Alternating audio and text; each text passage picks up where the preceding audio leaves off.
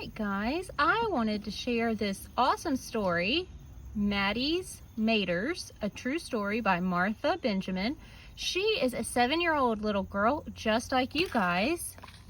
There's the back cover. And I thought reading it outside would be really fun. So this page is all about the author. My name is Martha Benjamin, but only Mama calls me that, and only when I'm in trouble. She calls me that a lot. Everyone else calls me Mattie. I am 7 years old and have 15 cousins. My hair is super curly. Mama says it is as big as my personality, but what can I do about that? So there she is.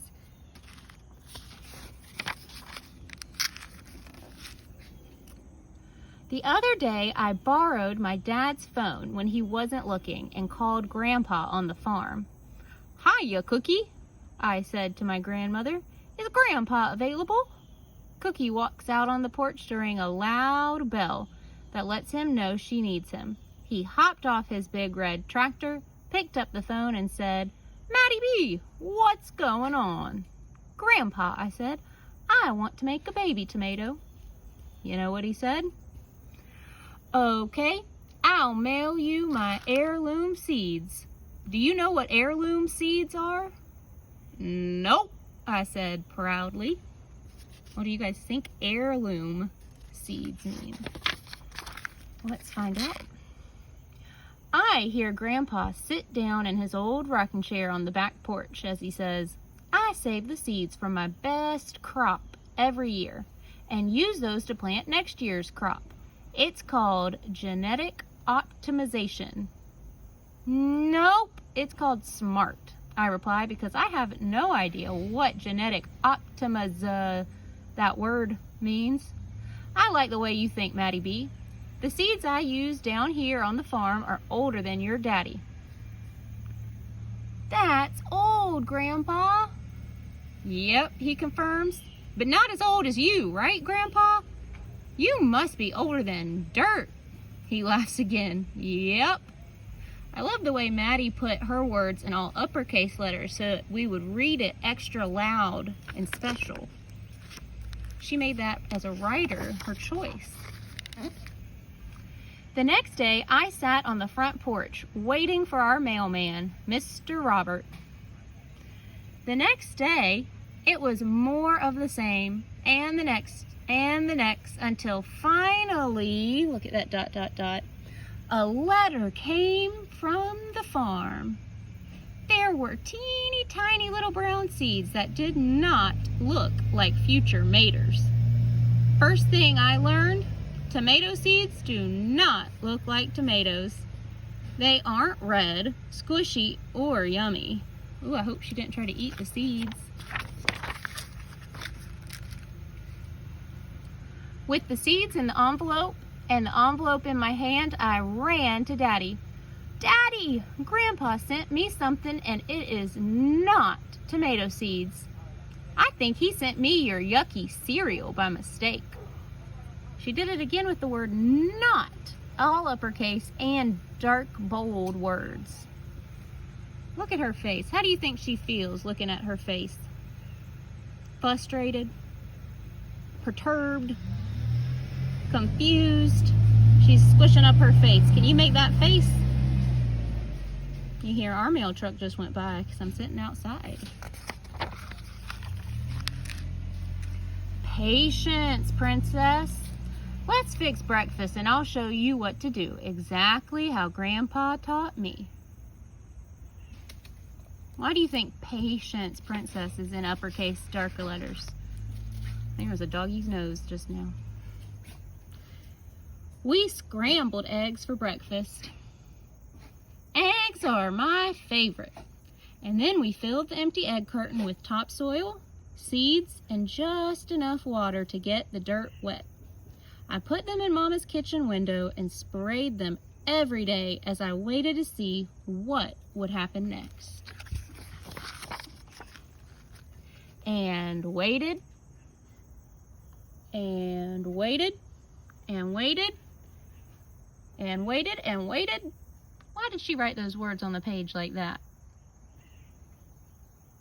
Because she's probably turning all over, trying to wait. Have to lay down and roll the other way and stand up and turn the other way, just like her words.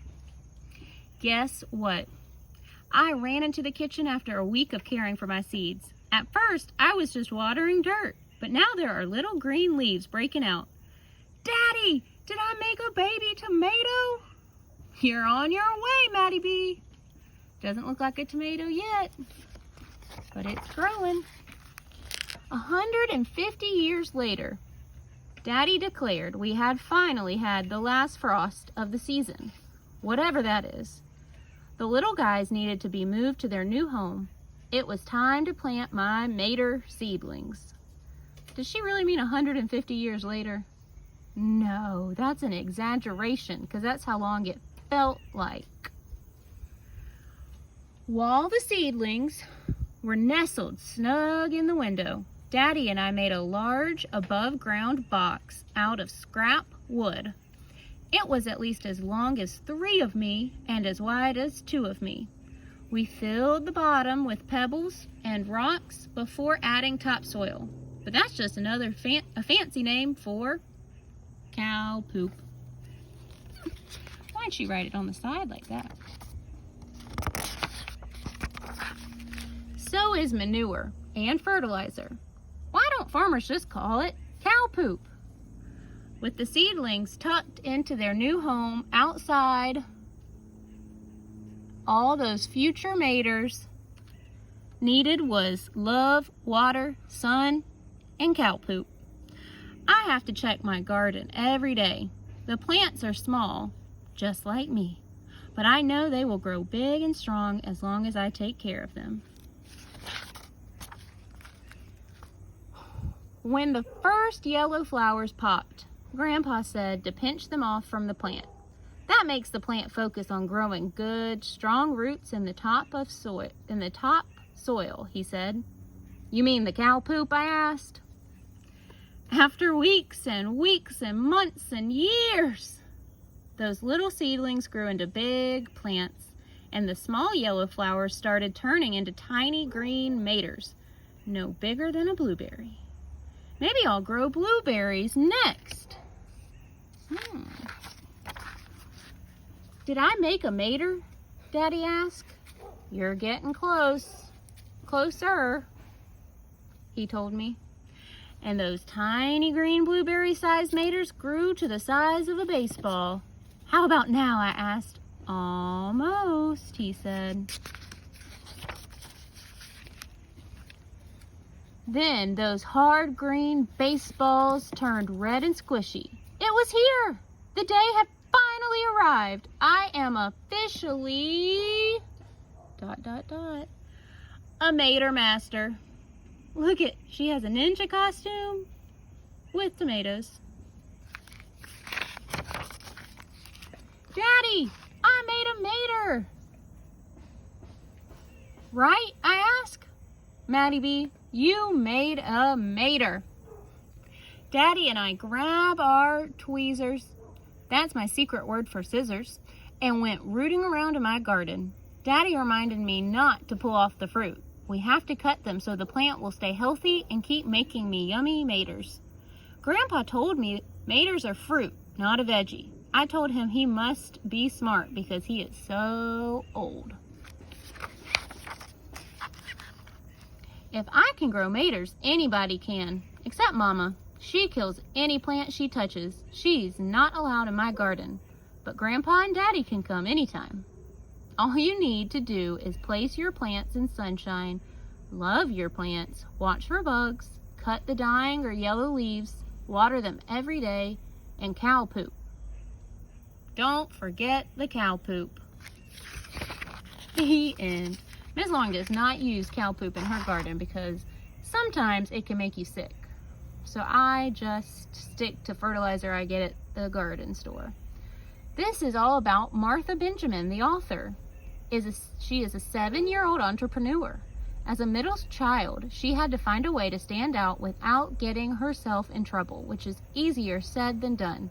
Starting in March 2020, On the advent of COVID-19, she and her father started an above-ground garden with tomatoes, okra, beans, strawberries, blackberries, and a whole bunch of other stuff her mother can't remember.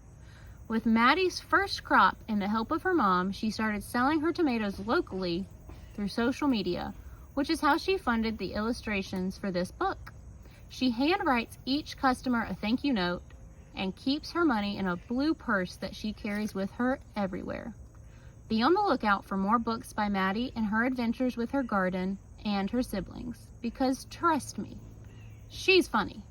Her siblings pick on her mercilessly, and yes, she still stands out. The end. What a good book. And here I am outside in my garden with my plants and my dog. So go outside and look at the beautiful plants and give them some love, like Maddie.